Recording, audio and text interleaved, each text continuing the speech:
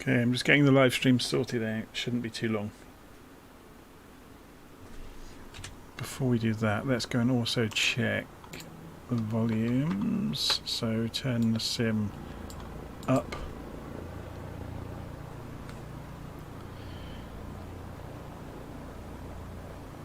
So content live.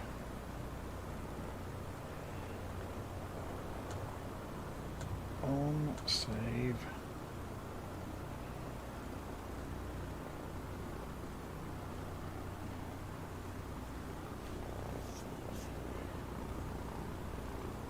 Now open the live stream to watch.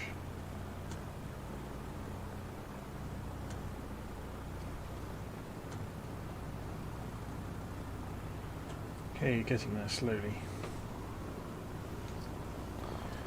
Dirkster, sorry, says good evening. Good evening. Okay, so we're going to shortcut the setup of the Hawk, and we're just going to say get it ready for takeoff, please.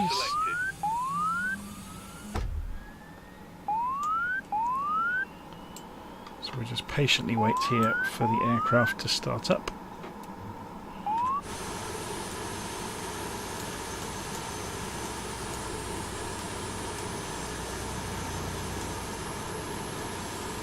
It's a shame there's the window glitch in the Hawk, isn't it? Yeah, you can see there's a bit of a glitch on that light as well.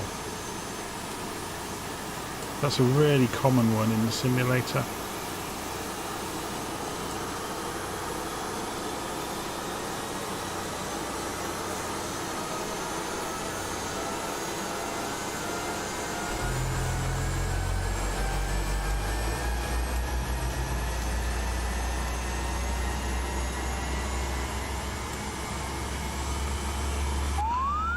So we're taking off from the valley, so it's going to be a few minutes until we get down to the Mach Loop, but we're not going to worry too much. So we're just waiting for the engine to come up.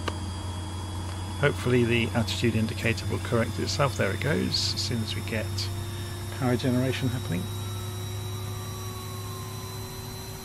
So just wait for the attitude indicator to roll round. So we're not going to be using autopilot. And I forget, let's just have a quick look down here.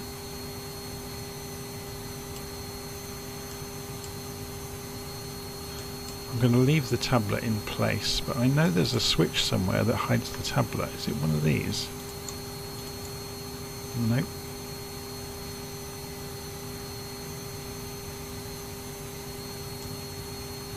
It's not this one, is it?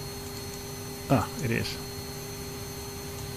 Okay, so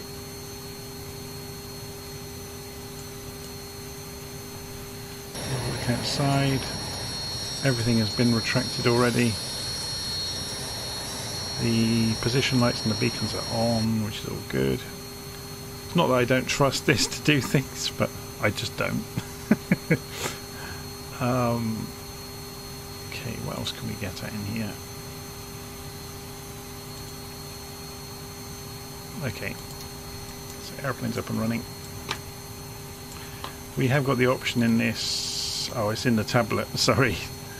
We have got the option of putting a map on the screen. I don't think we actually need it. I'm going to leave it off. So if we go and have a look, I'm just going to close the browser, open little nav map so I can show you where we are. If we zoom in on the aeroplane, let's get rid of this out of the way. So we are at Valley at the moment. So we're going to taxi left and then out onto the main runway and take off. We're going to fly down the coast to Barmouth and fly over the top of Lambeda. Lambeda is where the group flight will start from tomorrow night. So we're inviting everybody to come with us.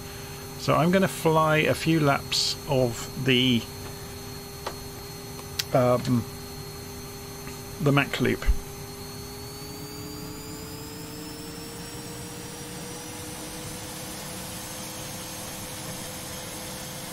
Just try to avoid taking this guy off of his giant scooter.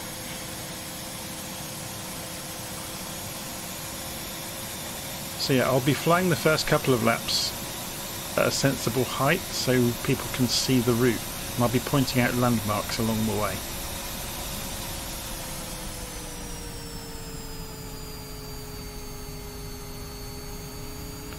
So we're taking off from Valley first and then travelling down the coast basically. So let's go and calibrate our altimeter, calibrate the digital compass. I don't think we actually need to. I think the Hawk in reality uses Tecan to align everything.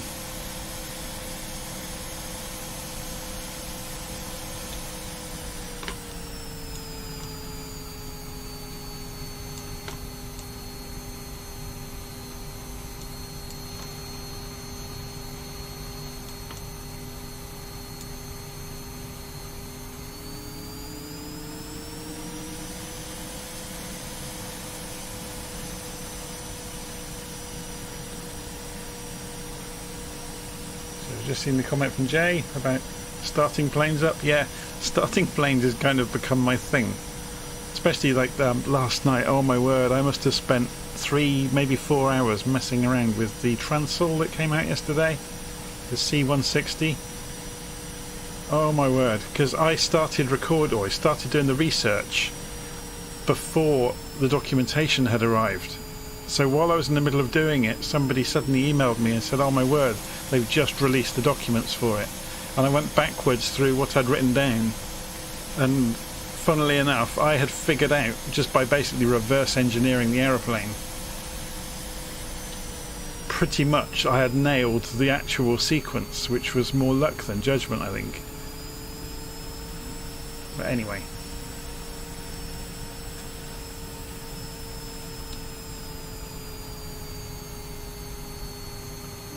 I'm just going to pause here for a moment.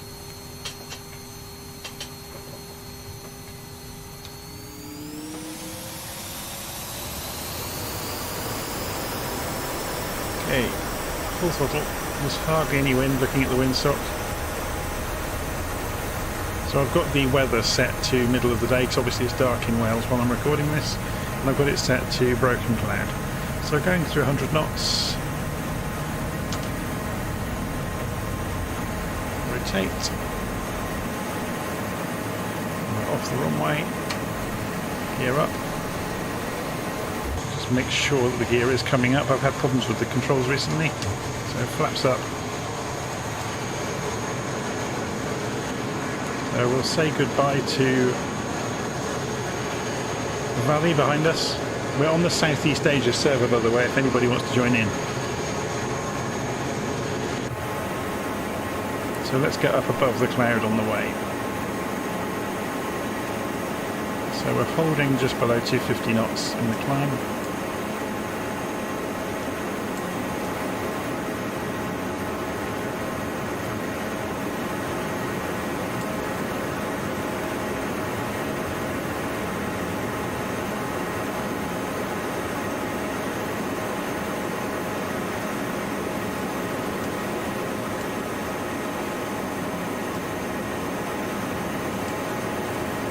Okay, so just going to zoom along the coast. So I'm going to come off the power slightly.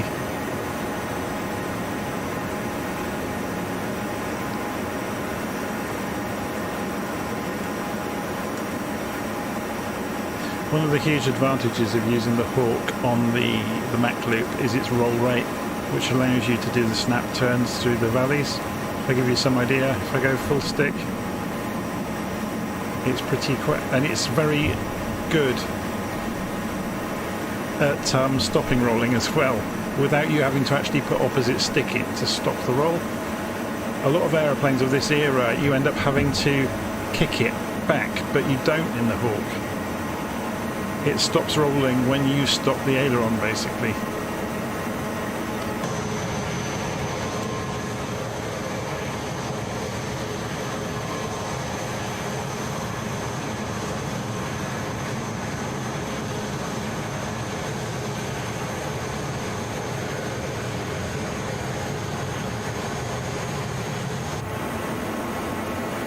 Okay, let's keep an eye on where we are. So if I show you on the map where we're going, and zoom out, see we're just going along the coast, going to pass over the headland here and then come up the river at Barmouth. So we'll start descending again in a moment.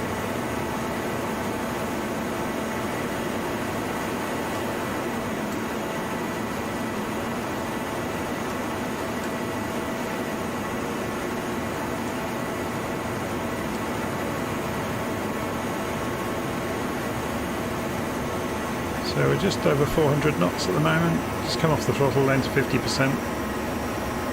We'll start descending very soon. And then we'll enter the Mach Loop.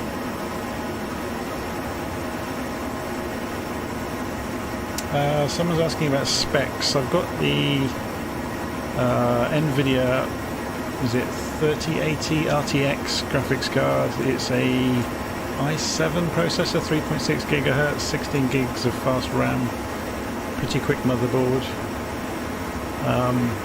The huge advantage I have got is I've got fibre to the house internet. So I've basically got 500, I'm going to get this wrong, aren't I? Is it megabit or gigabit?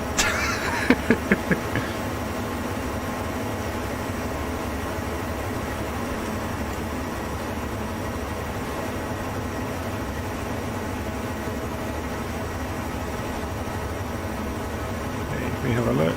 We're just coming past Port Madog and we're coming down towards Barmouth. So let's go and get below the clouds. You can see the river over here. So we're going to cut the throttle.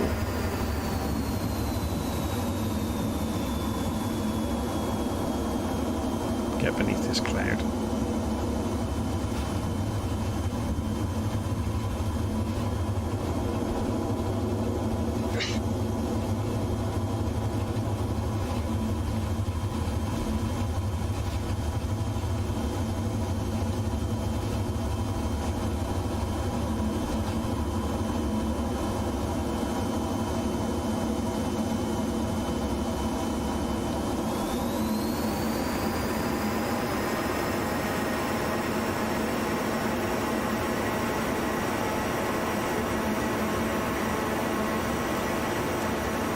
Okay, so like I said, we're going to do the first few laps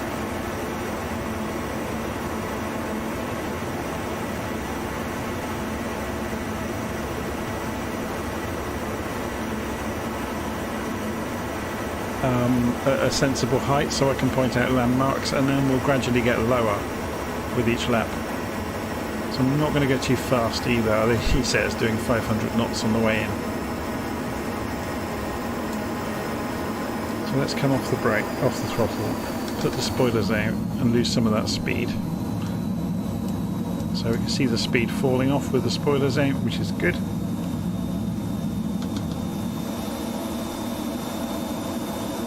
Okay, so we come up the estuary from Barmouth or Barmouth.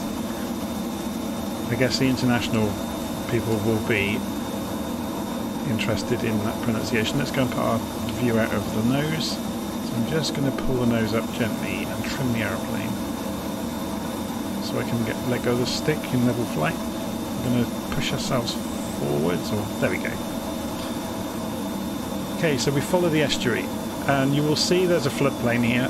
So this is not the Mach Loop yet. This is going round to find a way into the Mach Loop that fits in with other traffic doing the Mach Loop. So if you look over there, there's the entrance. Over there in the hills. Oh, sorry, no, that's the exit. The entrance is out of sight at the moment. So when we come out of the Mach Loop and follow back round, you will come out of there over that hillside. So we keep following this river round.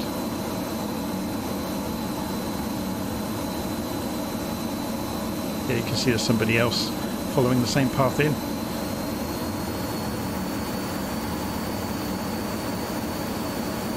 So let me get a bit more height, so this makes a bit more sense.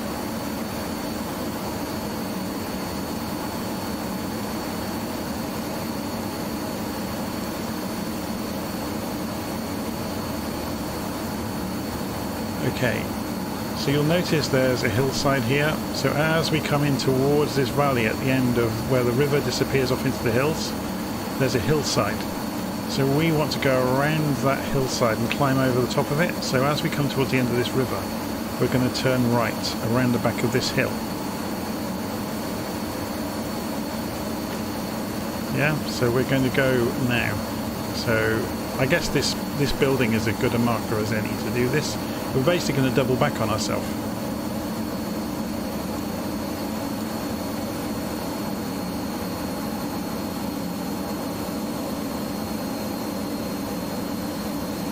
And then you see a big flat plain in front of you.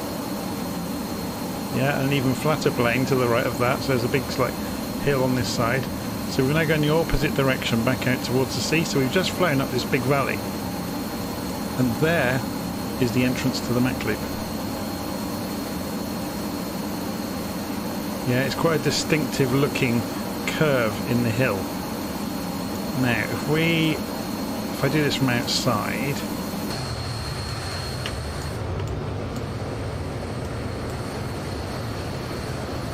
so there is the exit from the Mach Loop, which we saw as we were coming down the river. Yeah, we'll come zooming over here in a minute. On the way in, there's this very distinctive looking hill. And this is where you get the photographers on the internet stood on either side of this valley.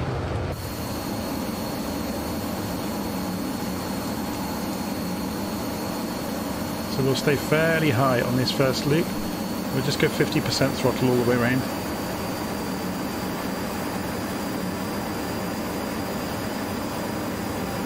So you often see the real pilots doing what they call overbanking, because this goes violently downhill as you come through here. So having fallen through here, you then come down this valley, and the turn is halfway along the valley here, just before the water. So this is called Corris Corner, because there's a small village but halfway along this valley called Corris. So you turn blind into here. It does rise up, so don't go into here too low. Yeah, you can see that rises up. And you then follow this through, and now there's like a zigzag, and it's basically a test of nerve. We'll do this fairly high and fairly slow. So you can see you follow and you zigzag through the bottom of this valley, and you're looking to go left, right, left, right, left, right. And what you're actually looking for is to end up over there. So, but you can see it gets tighter and tighter. So we're just flying over the top of it at the moment. We're not banking through it. But if you imagine that trying to do this at speed, you can see there's a guy down there doing it. He's low and fast. We're obviously going over across the top of him. It might be another Hawk actually. Or was it an MB339 maybe? So then you hug the side of this hill. You're looking for this tree on the corner, and you're going to turn as tight as you can out across this floodplain where the river curves, and you want to carry on along the floodplain straight up as far as you can see into the distance. This is now the back of the Mach Loop. We have just passed the village called Mach Loop. I've murdered that, by the way, but it's the name of the town that the Mach Loop is named after. It's nothing to do with Mach numbers and speed. It's the name of the town on the corner of the Mach Loop.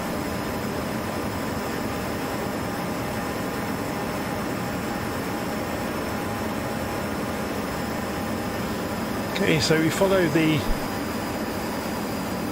around the back of the Mach Loop. And it's just a big, long, wide valley. So you can get some massive speed up if you've got an aircraft capable of doing high speeds.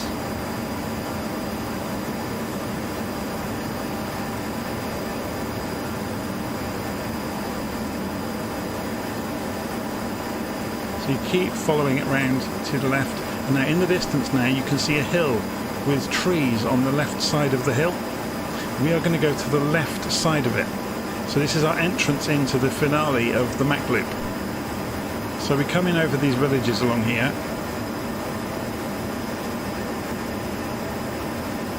And again, you can be as slow and creative as you want in avoiding the ground on the way through and hugging the trees.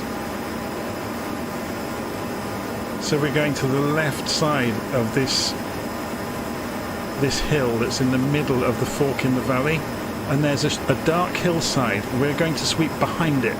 That's our left turn.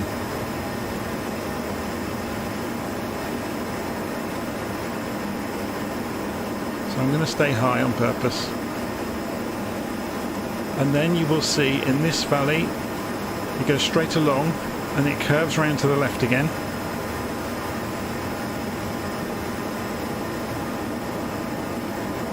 And at the end of here, this goes uphill. You can't see it from this height. It goes quite steeply uphill. And then it sweeps, and this is the exit of the Mach Loop. So doing this at speed and low, as somebody has just done below us, you then come out of here and you need to fall and turn left. Because what you're actually looking for around the edge of the hill is the way back in again, which is here. Yeah, it's the same place we came through a minute ago. So we'll go lower and faster now, yeah? Well, we'll go the same speed again, but lower.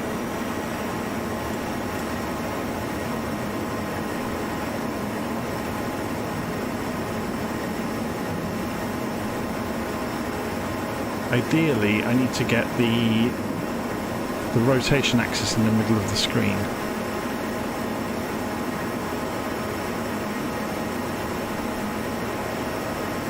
So the RAF pilots and the USAF pilots that do this in the fighter jets, they're looking for 250 feet or less, basically. So again, we've got the zigzags coming, remember? And you remember you are looking to anticipate the corners and be turning before you get to them, ideally. Because that gives you more of a turning. I've got that one wrong, look. Gives you more turning radius. Remember I said this gets steeper turns as you get further into this?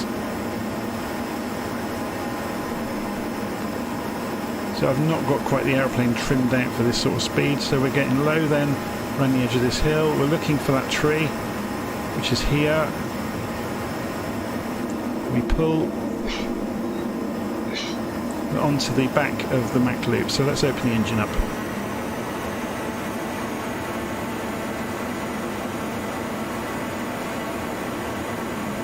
Try and trim the plane out a bit as well on the way.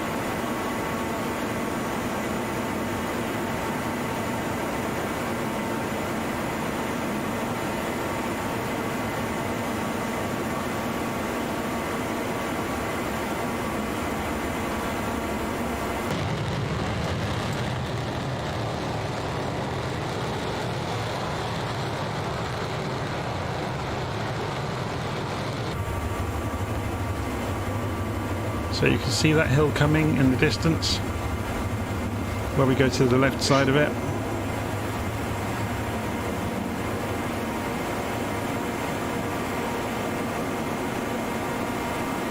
I'm going to come back to 50% throttle. We'll lose some of that speed on the way around this corner. So remember, turning before you get to the corners. It's going uphill, look. You have to be careful of that. The ground suddenly comes up to meet you on these corners as we climb on the way back out. So we're going to overbank again and roll the plane and begin turning left for the exit.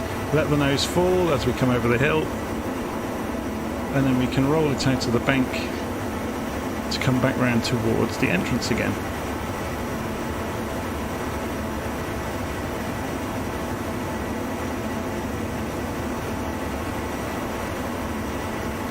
So you just prepare it for the turn, overbank, pull it in, straighten back out, and you're diving into the valley back towards Corris Corner again.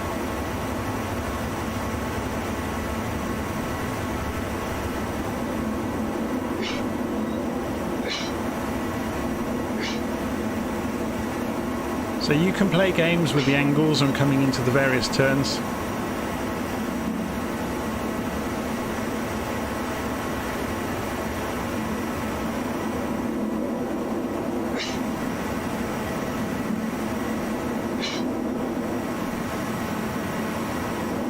Again, the more laps you do, the more you get used to the airplane you're in and the speeds you should approach each turn.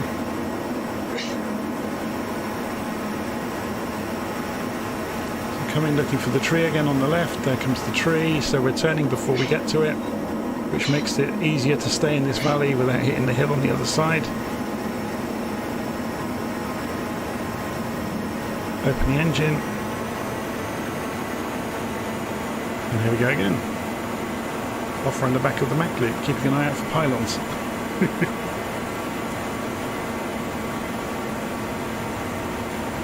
It's always good fun to see this from the outside.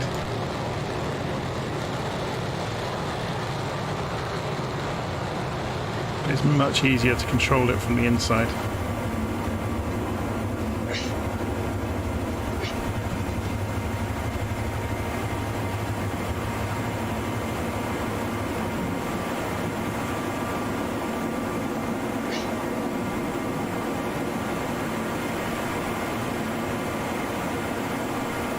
So we're going to hold it flat out this time around these last few corners. We should be fine.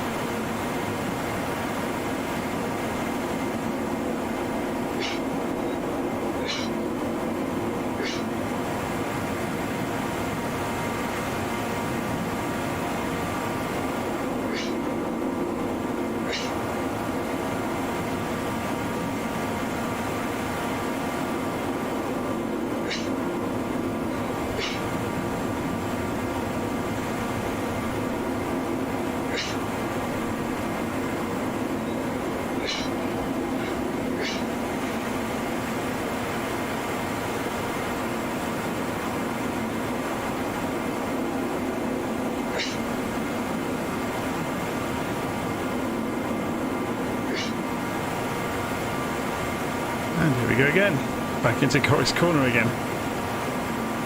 So we're going flat out this time, which means we won't be able to even attempt some of those tighter corners.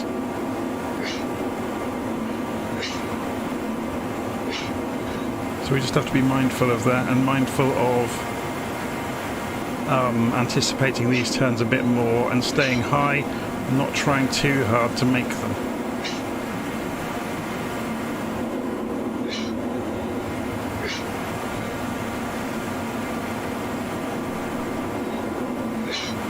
Okay, we're looking for that tree and starting the turn early because we're going that much faster. Be careful of the ground, the airplane's starting to protest now.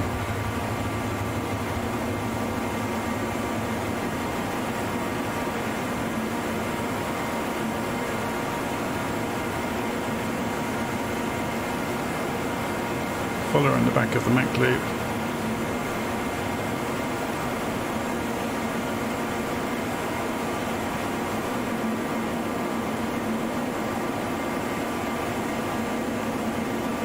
You can see the hill in the distance. So just stay low over the houses, wake everybody up.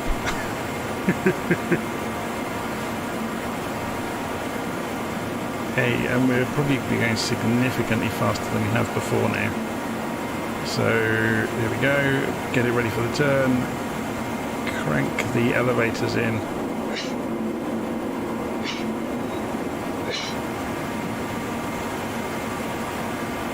And again,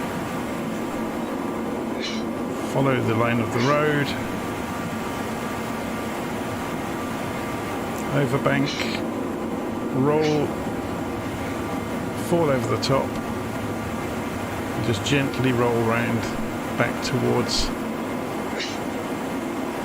the entrance. Here comes the entrance. So if you're going fast enough, this all becomes one big turn.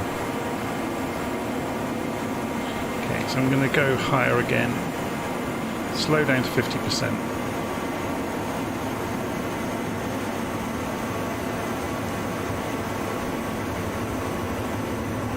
Here comes Corey's corner again.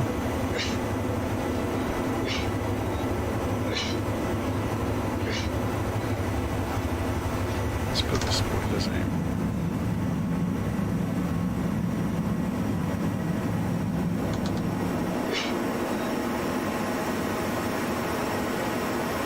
So you can see these tightening corners as we come down towards... Pen Partog is the the town down here, and then Mach Loop is over here.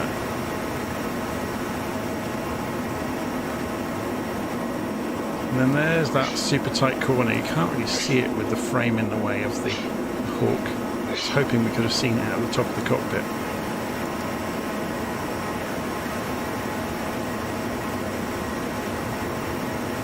So yeah, this is the part of Wales where the fast jet pilots learn their trade of doing low-level attack runs. So really, really nice piece of the countryside. Obviously a very noisy piece of the countryside.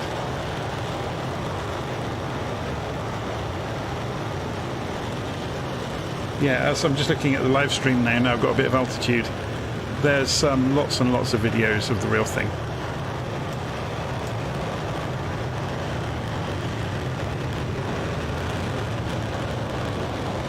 So obviously I'm not going to go too low while I'm on the outside view because it's almost impossible to judge anything.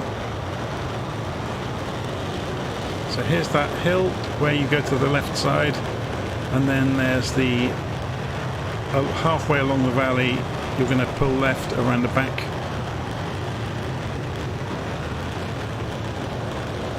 of the hill, and you just follow it round and you do a big sweeping turn. You don't try and pull up that valley,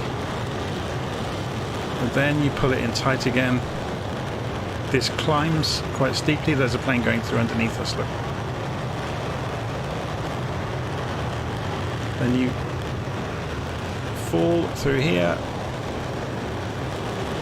Told you it's difficult to judge on the outside view, didn't I? And then you fall over the exit and keep rolling or keep turning gently, and you can see the entrance again.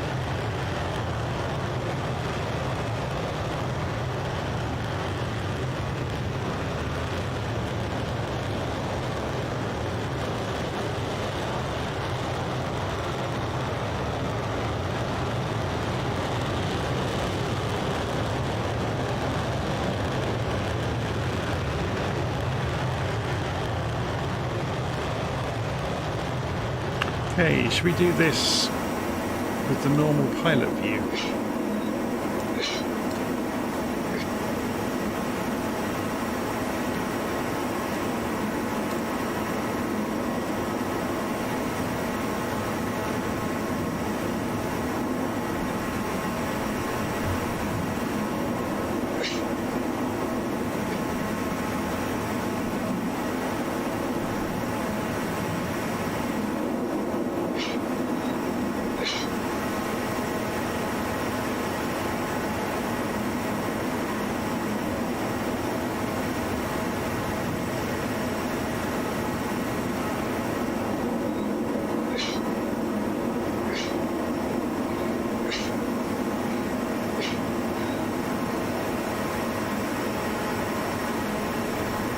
It's a shame the hoop is there in so many planes in fast jets. They've always got this whacking great hoop, which isn't such a big deal in the real world because you can just look around it by moving your head around. And if I had head tracking switched on at the moment, we'd be able to do that. But you still end up craning all over the place all the time. Gives you an idea of speed though, doesn't it, when you look out the cockpit at an angle.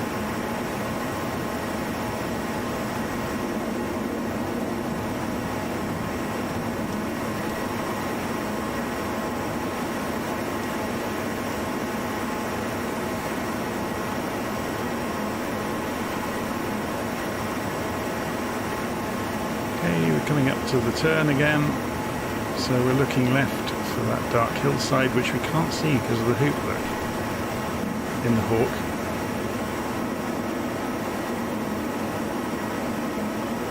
So crank in the elevator to tighten the turn up, straighten up along the river, roll into the next one, up the hill, rolling as we go.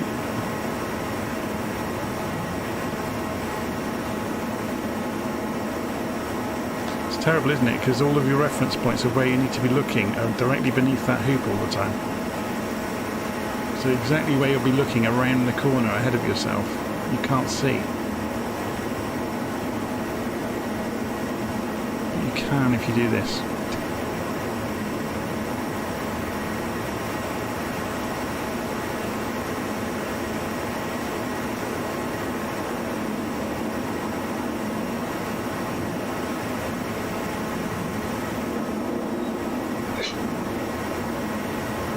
The roll rate in the Hawk saves you so often if you misjudge anything. Right, I'm going to fly back to an airfield, land, and we'll change into a different aeroplane. I think I've got the Starfighter installed still. I'm not entirely sure. So the exit route or one of the exit routes from the Mach Loop is to continue straight down the valley and to not go around Chorus Corner and go straight back out towards the sea, which is what we're doing. So obviously you can play games. There's somebody else in something very fast just gone past.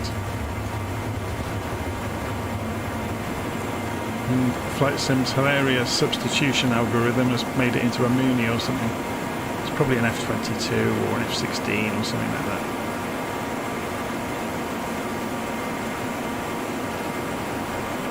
So something that's quite nice to do if you're playing these sort of games.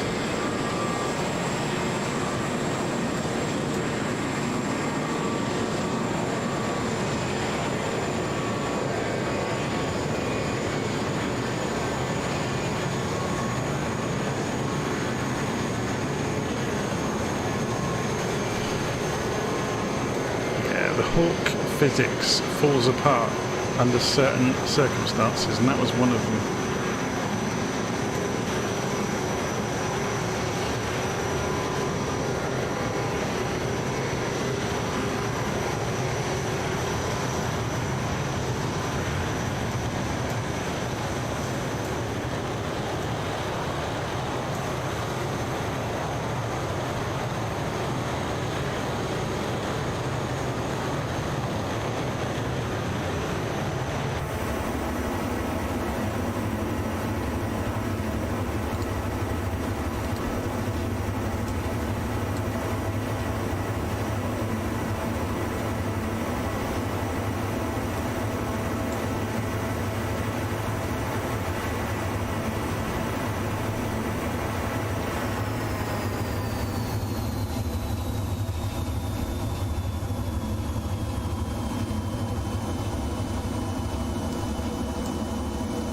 Just reading the live stream, there is an F-18, yes.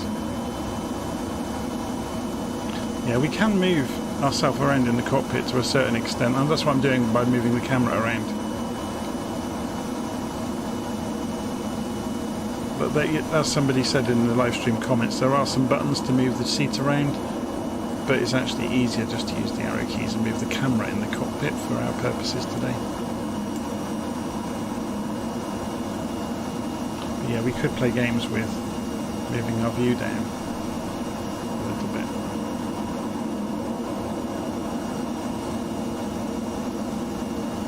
So just dropping down below the cloud again.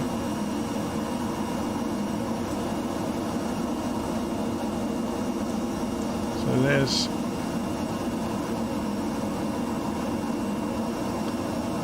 Lambeda Air Force Base below us. Training base, I believe. So we'll loop round and come back in the other end.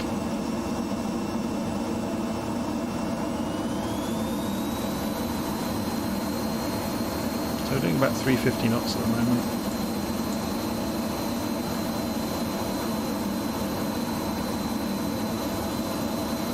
So we're going to go for runway 17. Let's give ourselves some room to turn and come back in.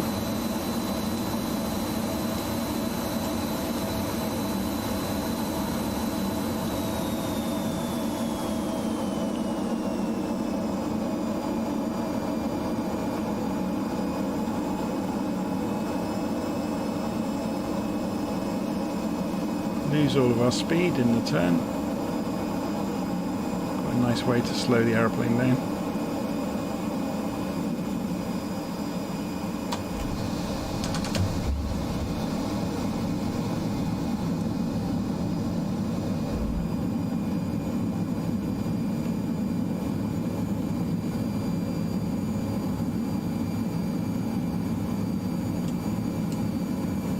So we're doing about 150 knots or so, just dropping down.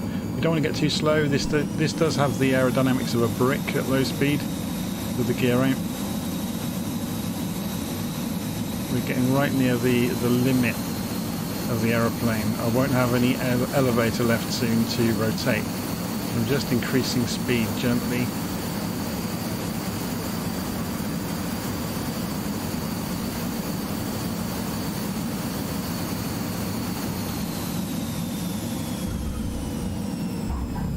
And we're down.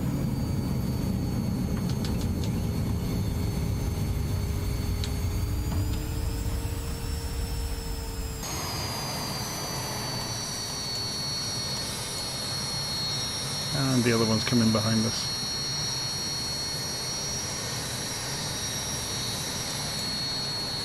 Right, so I'm going to jump out to the main menu when the sim unfreezes itself. That'll be the multiplayer crashing probably. He'll disappear when the sim unfreezes. Yeah, see? Multiplayer crashed. Anyway, we're going to jump out to the main menu and get a faster aeroplane. Or something different anyway. I don't know if I've got the Starfighter installed. We'll try. We could do it in the Vision Jet. I'm just reading the comments. It would work. And it's got great visibility actually. I hadn't thought of that. Yeah, the Vision Jet has got fantastic visibility.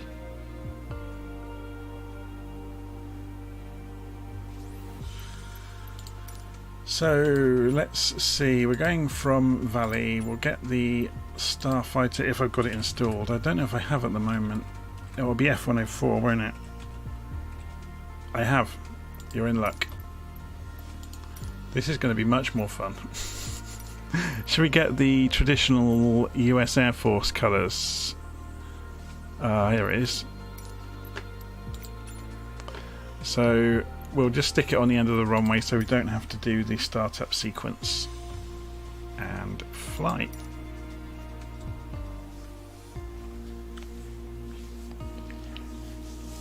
Obviously this is significantly faster than the Hawk, and it's significantly more difficult to fly the Mach Loop at speed in it with reheat.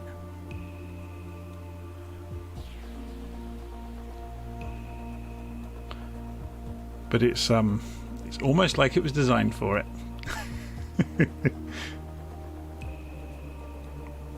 If you've not seen the Starfighter before, it's great fun. It's apparently quite realistic to the real aeroplane. Obviously we need to change the weather, so we'll just go do that.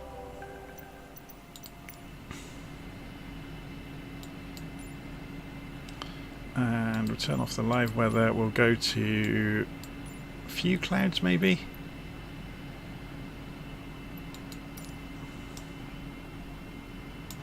So get rid of the... So it's a 1960s aeroplane, the Starfighter, if you didn't know, and it looks it. So interestingly, look, even though we've started up with the aeroplane up and running, this hasn't aligned the inertial navigation system. So we're just going to warm it up, then align it. We wait for that to flash a few times.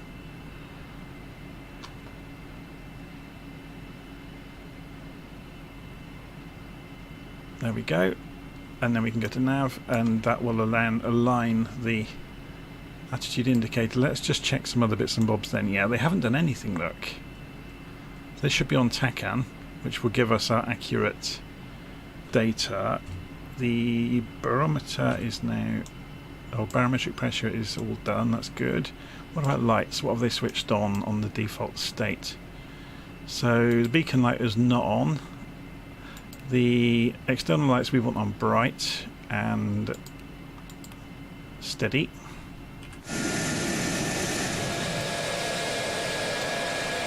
That's a proper aeroplane, isn't it?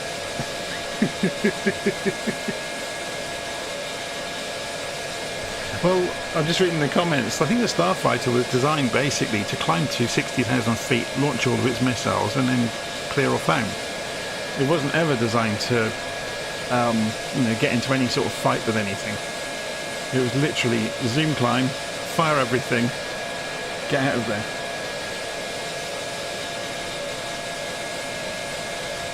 It is a bit scary because the rotate speed is 180 knots, 170, 180 knots. So I've put the flaps into takeoff configuration. We'll just hold it on the brake for a moment and rev this up. So if you've not seen it, the Starfighter really is something else.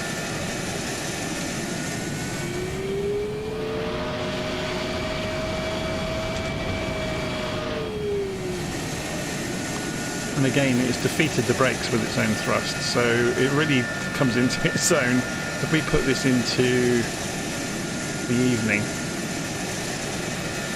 okay.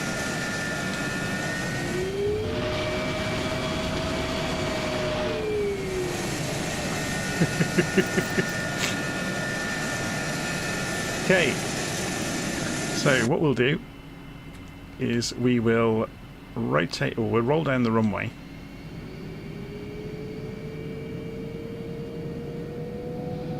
So I'm not going for afterburner immediately.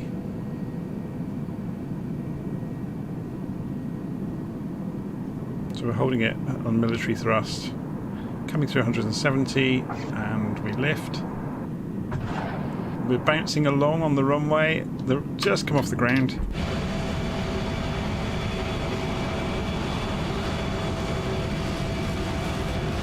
So if we open the engine up, remove the flaps, obviously the party piece of the Starfighter is going to be to do this.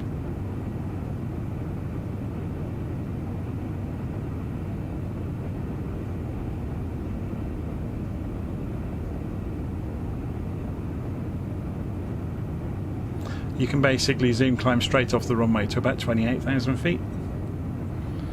Then you have to start doing the snake maneuver to get it through the sound barrier, and then it really starts accelerating. So, and then it obviously will take you out towards Mach 2.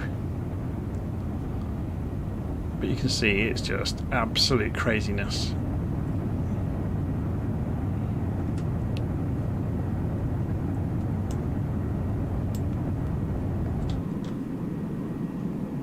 It's not going to take long to get along the coast over to Barmouth in the Starfighter, let's put it that way.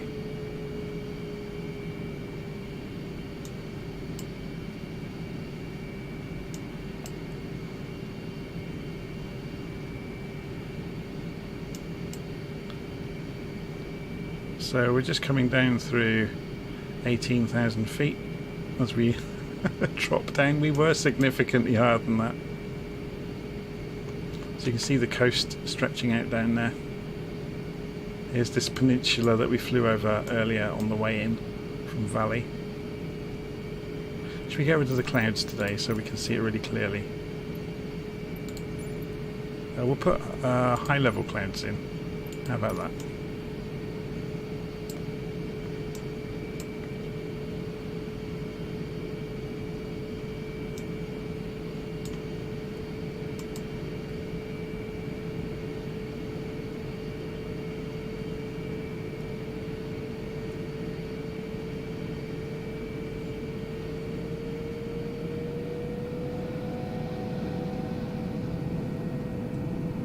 Yeah, if you want to see something funny, I'll open the engine up. So first of all, this is the nozzle position. Watch the fuel flow, okay? So we're at 100%. We can see the throttle lever, look. That's the 100% marker when it goes sideways to go into afterburner. So watch the fuel flow. So we're running along sort of 4,500 pounds per hour. And then if we go and kick it open, watch the fuel flow just keep going round. It's just like, as fast as we can squirt the fuel out of the back of the plane, that's exactly what's happening. But look at the speed.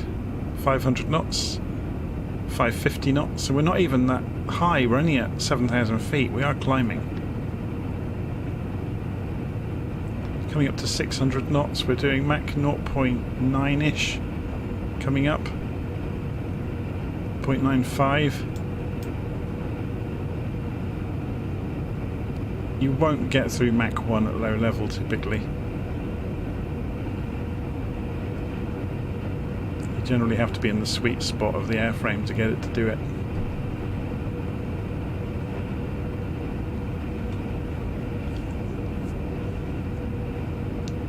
As I said, there's this peculiar maneuver you do to get it through. Once the trick the starfighter uses, if you go and read about it, you get a shock cone forms when you go to the sound barrier, and that obviously reduces all the skin friction of the airframe, and that's how it gets up into the higher airspeeds. Okay, so here we can see Barmouth is coming. So what we're going to do is cheat a little bit to get our view out over the nose. We can push past the limits of the airframe in this. So we're going to go around at 50% throttle to begin with. We're also going to make sure that our rotate point is somewhere near the middle of the screen, so we can anticipate what we're doing a bit easier. Yeah, I think we've already broken the aeroplane. It starts doing this odd barreling kind of. I'll show you what I mean. It's doing, yeah, see that?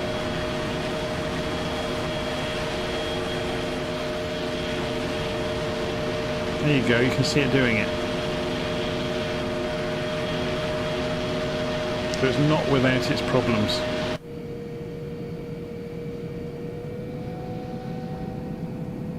So we're going to go to 100% military thrust and enter the Mach Loop with the starfighter. We can do this from inside if you really want, if you want to see absolute hilarity.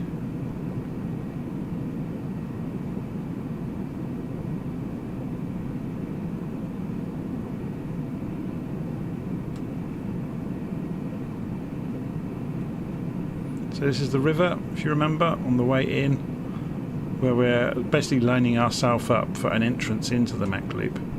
So we follow the river down, and then we scoot round the back of the hills on the right.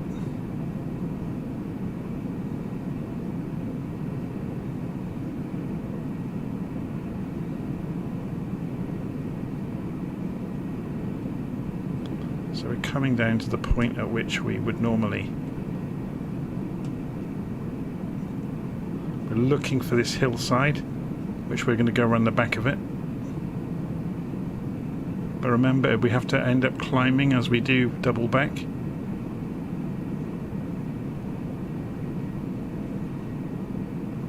Be careful with the roll on this, because it doesn't like coming back out of the roll. Yeah, it's protesting really badly, look.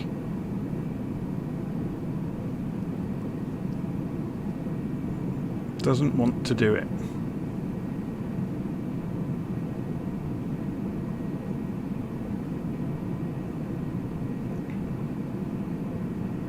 Okay, so entrance to the Mach Loop is over there, out of view. There it is.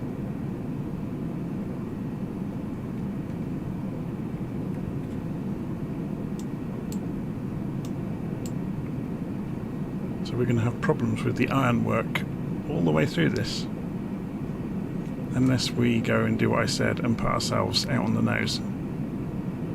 Yeah, if anybody thinks they're going to stay with us, if we open the engine up, we're going to leave them standing. So we're on military power at the moment.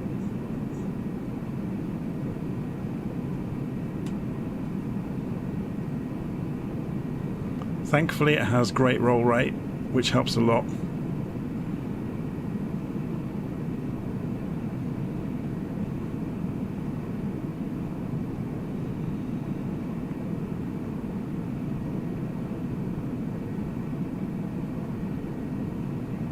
But you can see its turning circle is like the size of a small continent.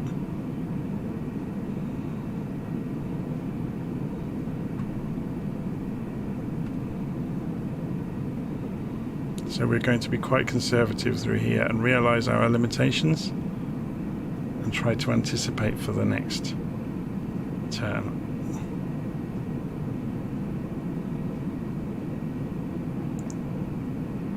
So the guy in front of us that we can see his beacon light flashing probably thinks he's fast, doesn't he? He hasn't seen us yet.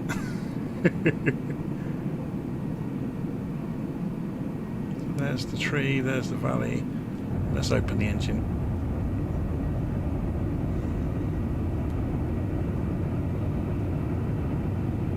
Ooh, big stutter from the sim. So we're playing catch up now. So I'm going to have to trim the nose for the speed. There we go.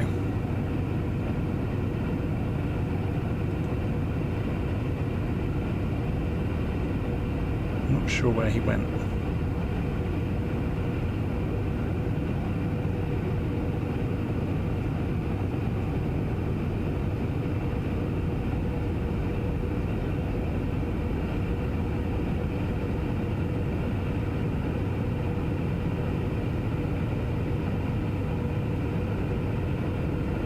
Okay, here comes the big turn.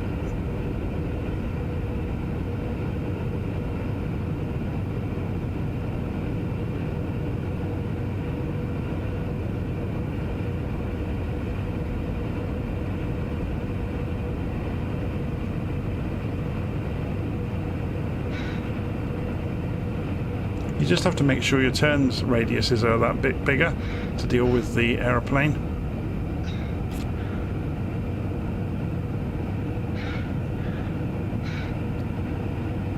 Yeah, I'm not sure what that plane in front of us really is. It might be an F-22.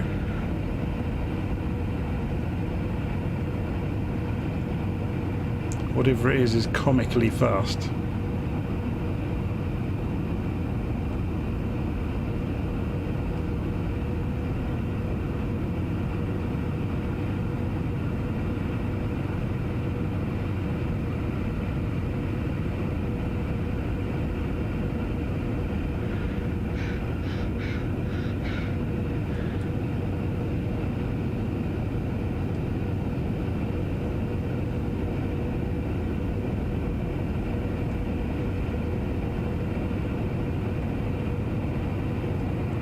We can't dare go down into that because we will not survive.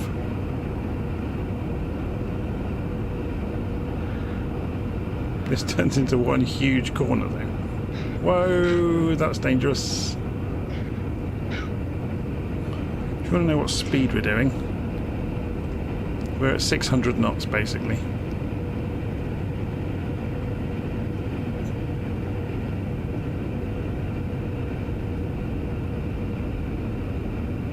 Just above treetop height. So from the outside,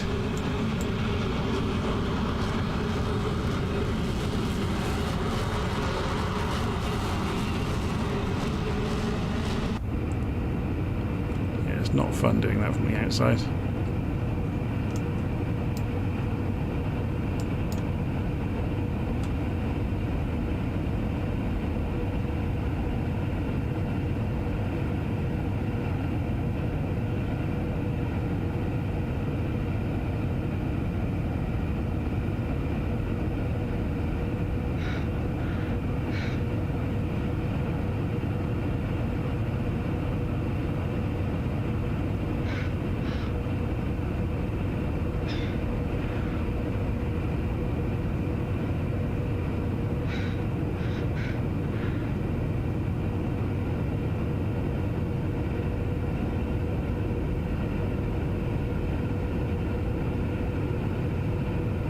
Right, I'm going to go back up to Valley and attempt to land this thing. Or back up to Lambeda even. No, Valley would be better, it's bigger. On the way back, should we try and go supersonic? So we'll get some height. We get out of here.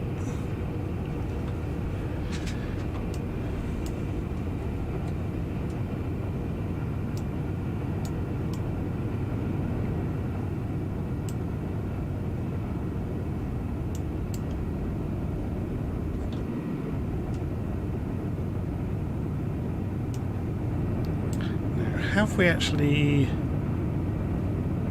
We haven't set off the engine air inlet temperature. That's interesting. At high altitude, when you're doing Mach 2 for too long, you can set off temperature warnings. It's not designed to cruise at high speed. So we're at 14,000 at the moment and just descending a little bit. Trying to make the turn. Yeah, there's something broken in the aeroplane, I think. We saw that elevator instability that was going on. It's not supposed to behave like that. It's doing it now, look. I think it's broken the flight model. Yeah, the flaps have broken, look. They came down. How strange. And now it won't behave itself. Interesting, we haven't got any warnings in the cockpit about it. Let's put it back upstairs in the sky a bit. So this is the problem with some of the aeroplanes in Flight Sim where they've not been updated as the sim's been updated. They sometimes break.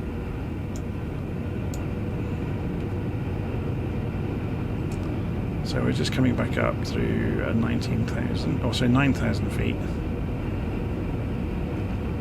10,000 feet. We're doing 700 knots. We're over Mach 1 now. So look at the speed increasing as we go. Mach 1.4. We're still climbing at a hell of a speed.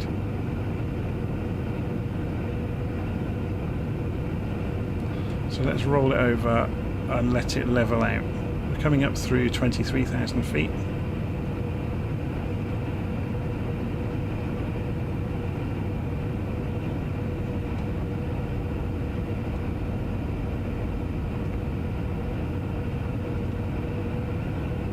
Coming up from Mach 1.5.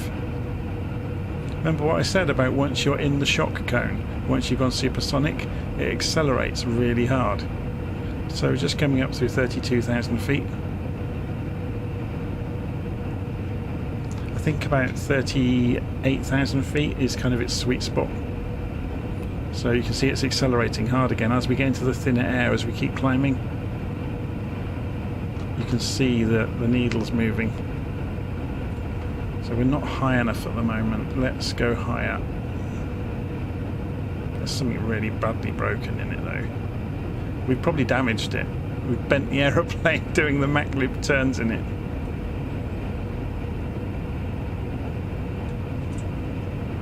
So you can see we're going to fly straight over the top of Valley, but we can always come back. It's just interesting to see how fast we can get it. So 38,000, there we go. So we'll level out now. So we'll roll it upside down.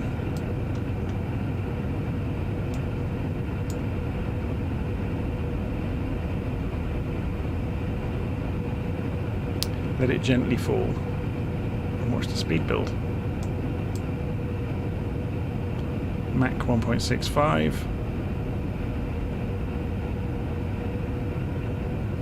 1.7. We're at 39,000 feet. So you can see the speed still building. It's not accelerating as hard as I thought it might. It may be the atmospheric conditions today. I'm not going to allow it to do so. So we look down below, we can see the entire island of Anglesey disappearing behind us. So we're going to turn back in and go back down to Valley. Okay, let's cut the engine.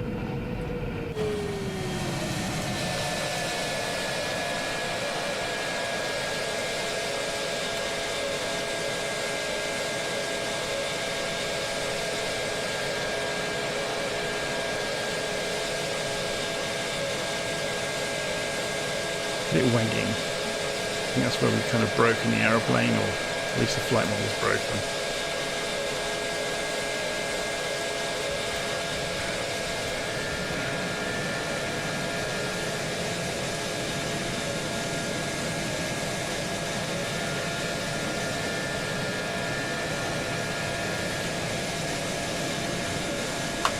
So you can see Valley over there on the coast.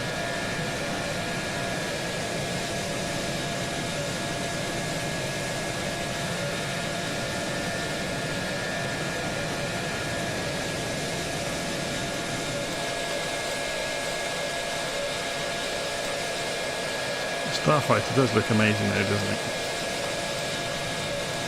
careful. We are coming downhill at a rate of knots.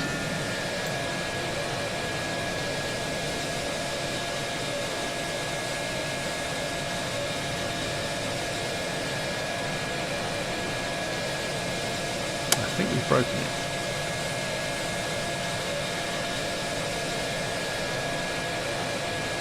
It's behaving very, very strangely.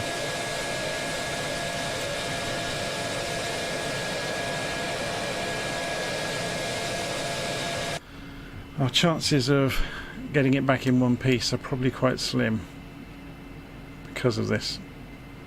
It's suddenly dumping the nose for no reason. Doing 300 knots.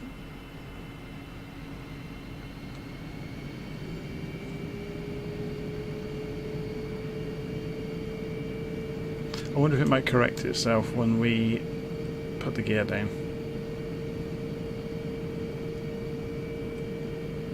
Or we try and land it on trim and use the controls that are still working. So you can see we're coming back over the top of angle C and we're accelerating, so I'm going to cut the engine again.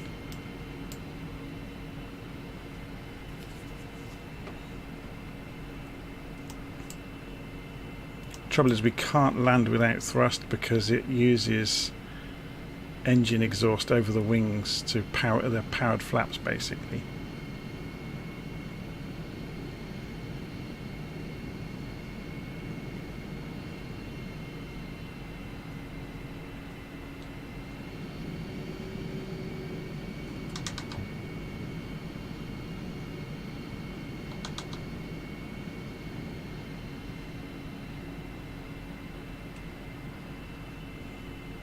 Still really diving badly. Let's go and stick the gear out. Can we put the gear out yet? Is it going to let us?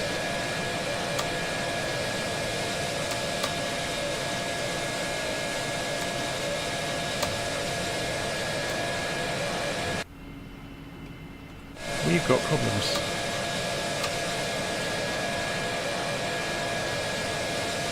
So whatever we broke in the aeroplane, we now have no gear.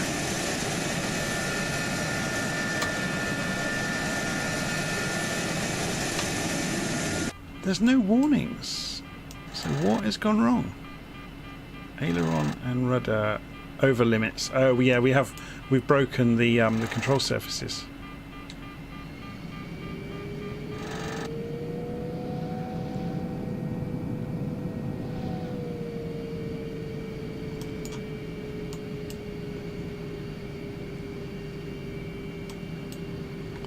Oh, hang on.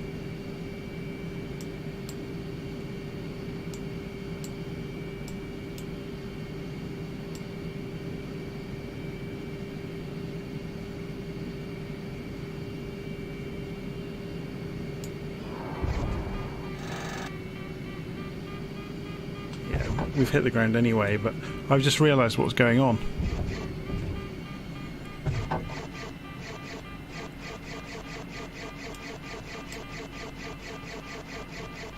When we did that automatic start of the aeroplane, we've crashed this in there completely. Look, it's gone completely balmy. If we look outside, you'll find we are upside down in a field like we're in the ocean. But when we started the aeroplane on an automatic startup, this is the big risk in the simulator. If you start with an automatic start of an aeroplane, you don't know what the sim has done. Besides us overstressing the ailerons and the elevators and breaking them, it had a generator failure.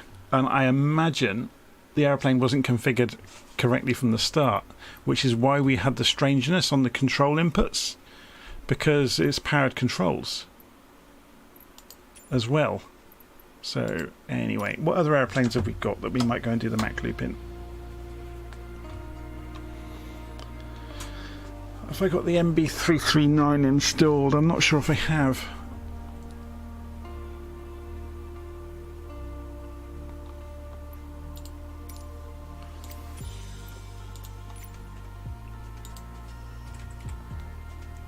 Oh no, that's the airbase. What am I doing? Aircraft selection 339. No, I don't have it installed at the moment. I guess for a bit of fun we could use something completely inappropriate for a trip around the Mach Loop.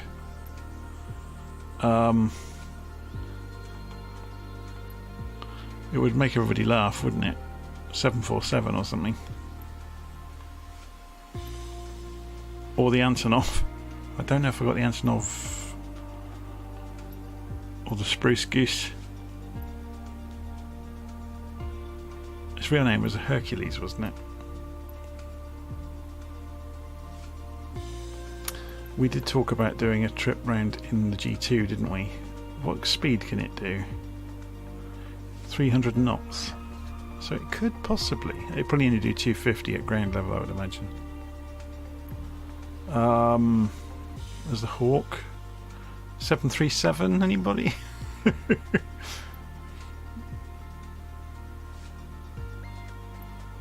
Or the big Antonov.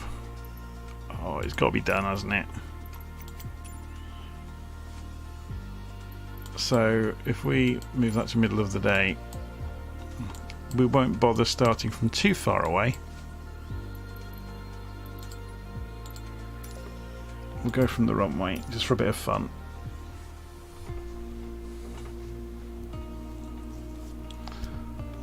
I will need to go and change the throttle configuration to make all of the engines work though,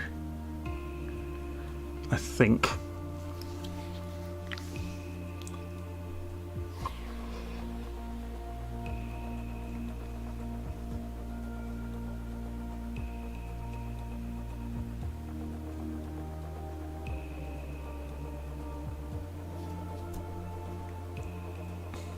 Let's just wait for this to reload. I haven't been in the Antonov for ages. Not since I did the videos about it. So the only problem with the Antonov is it's designed for 6 crew. And there's only me. So it's going to make this interesting. And we are kind of enormous, even compared to anything else. I mean, that's not a small plane over there, but we're making it look like a dinky toy. If anyone's ever wondered, these humps on the back of the Antonov 225 were to hold the Buran shuttle. Okay, so we've got no attitude indicator at the moment. Why is that? Is it really not loaded up as if it's ready to go?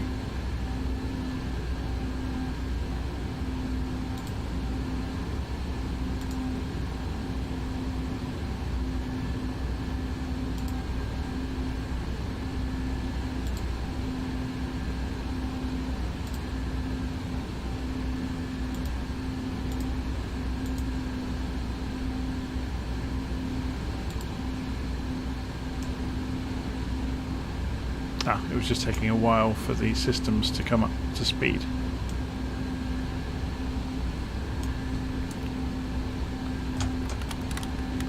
So if I need to go into the controls, switch the control configuration to a 4-engine plane, and that will take care of 6.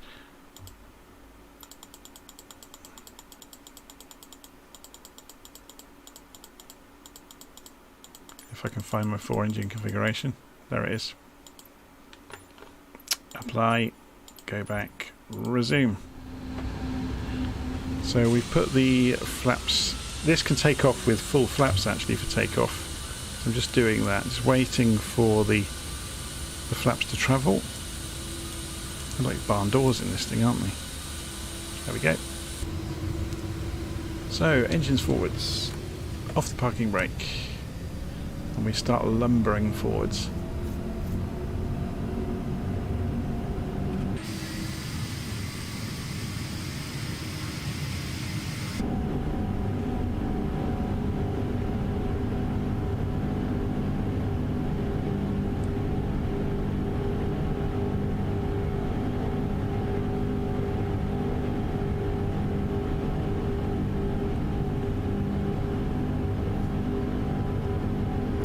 In the air. Gear up.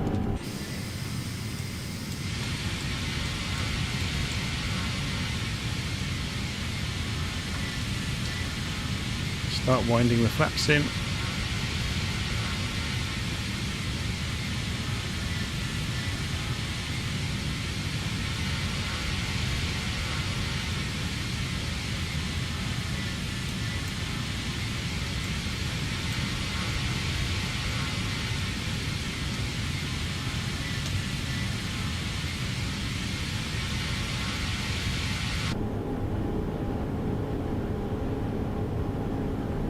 And we just need to be careful not to overspeed it, I guess.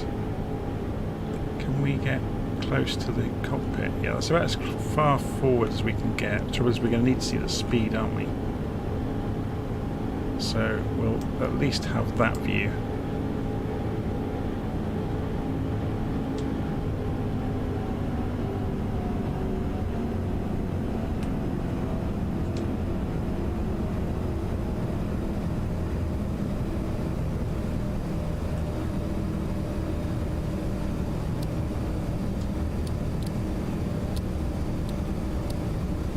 Trimming it.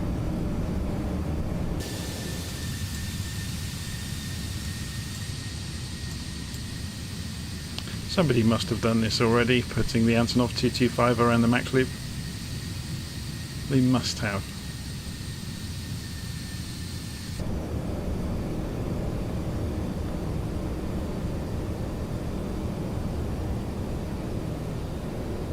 Okay, we're getting near to maximum speed, so I'm just coming off the throttles.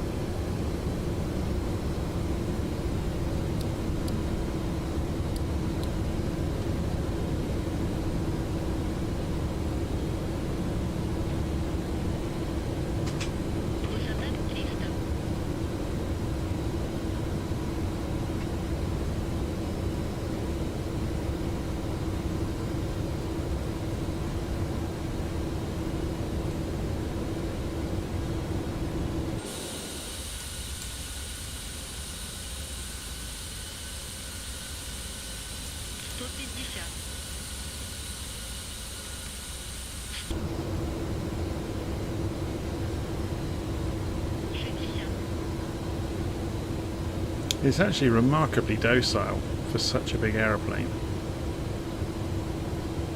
Just need to be careful about the wings hitting the floor.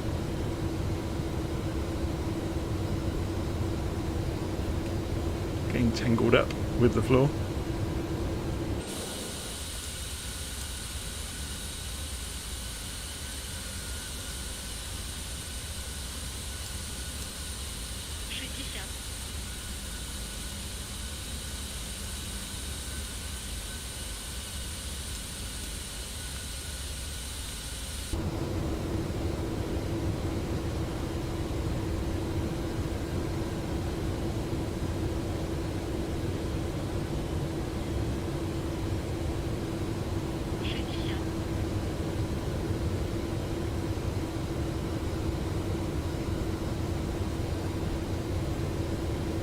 Okay, so as we make this turn, we can see the valley exit in the distance. Getting a bit low and a bit slow, so I'm going to open the engines back up.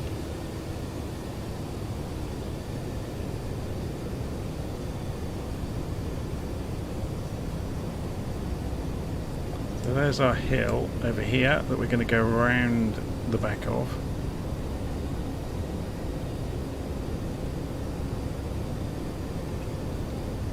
So yeah, the normal view from the cockpit isn't great, is it?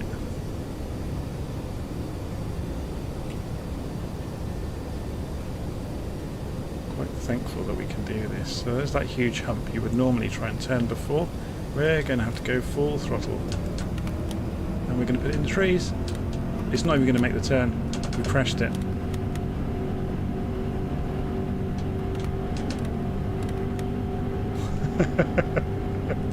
So it failed at the first turn. It couldn't climb to get out of the... or it couldn't make that turn to get inside that hill to go out across the floodplain. We can cheat slightly though if we put it into slew mode.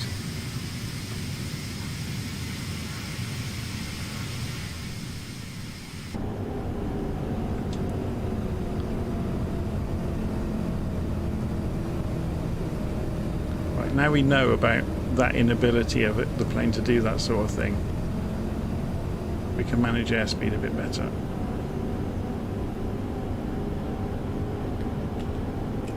So let's do this.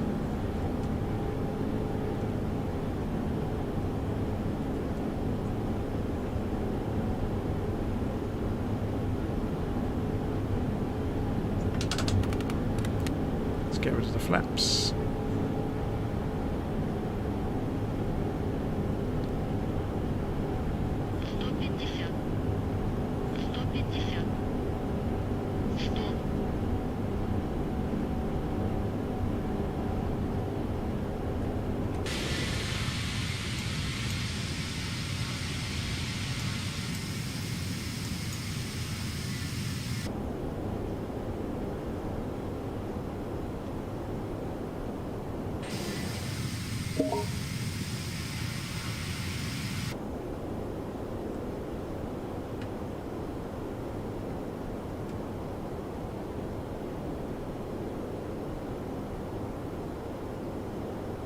I'm so wary of the wingtips hitting the ground alongside us. See, it rolls fantastically.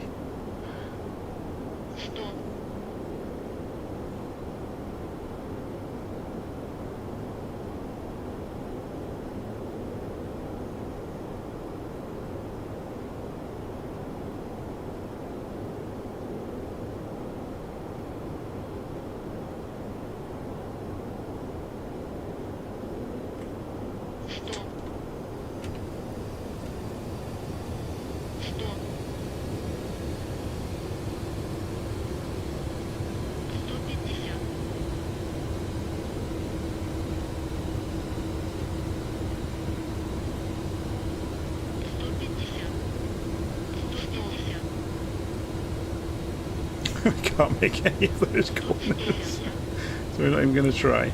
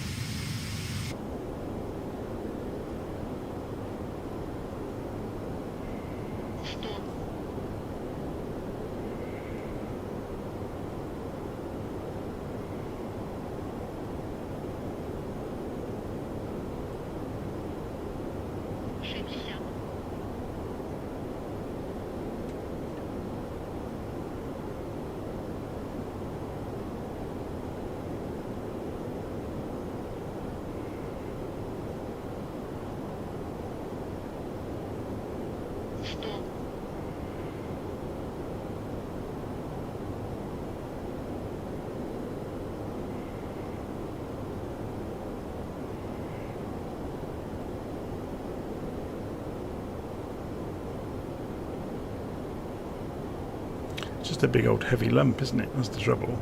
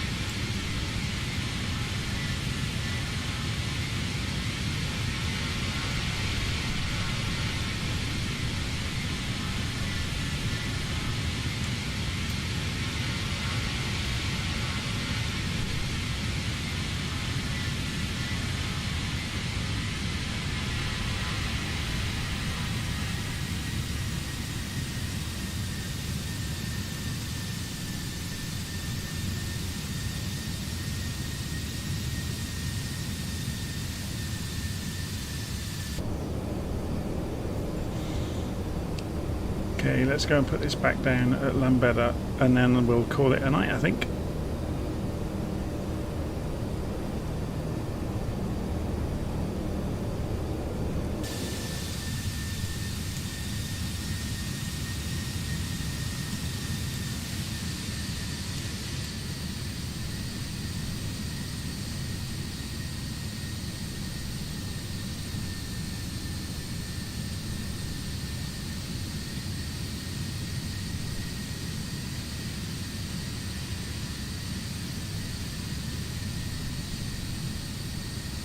The wings flexing around. It's quite amusing.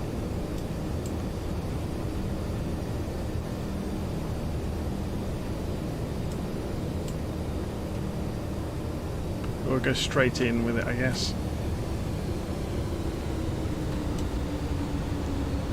So we are overspeeding at the moment.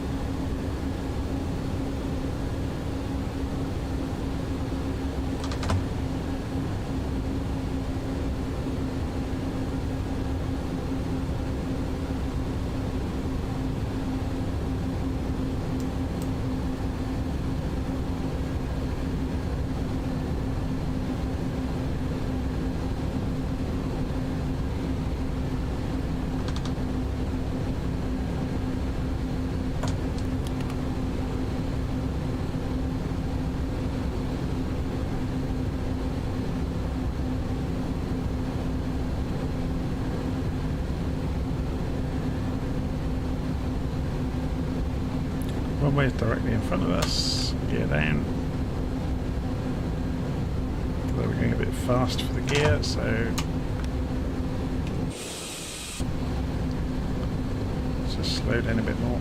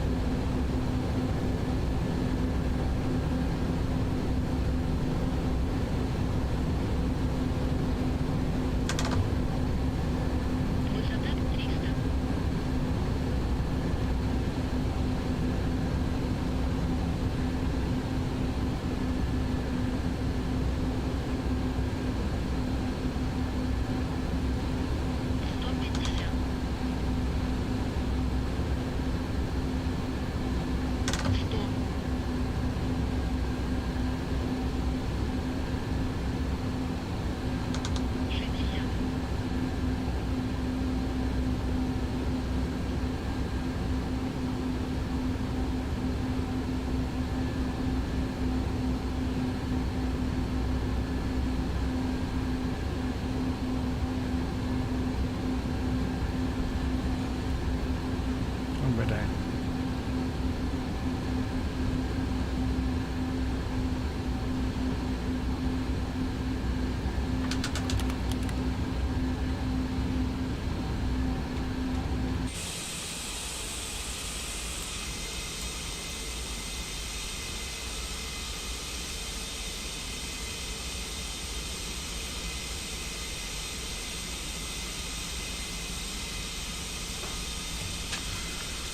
Oh, right. Yeah, it doesn't quite fit on the runway, does it? Certainly won't fit in the taxi area, in the parking area. Just to get some hilarity of how big this thing is, if you've not seen it before, let's go and park over next to whatever's over there.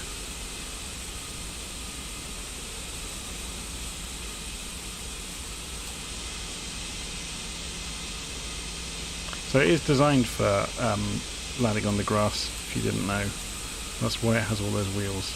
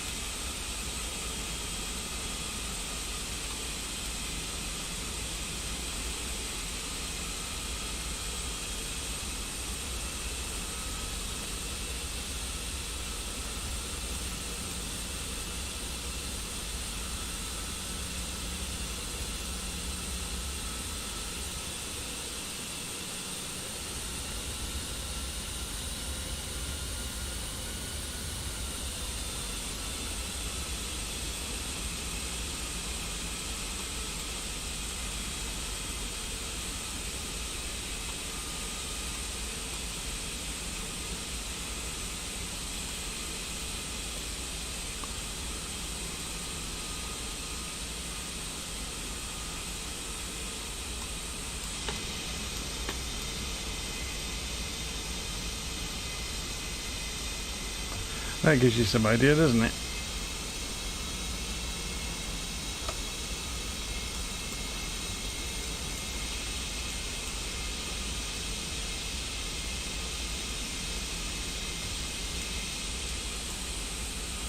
That's an RV14 parked underneath the wing down there.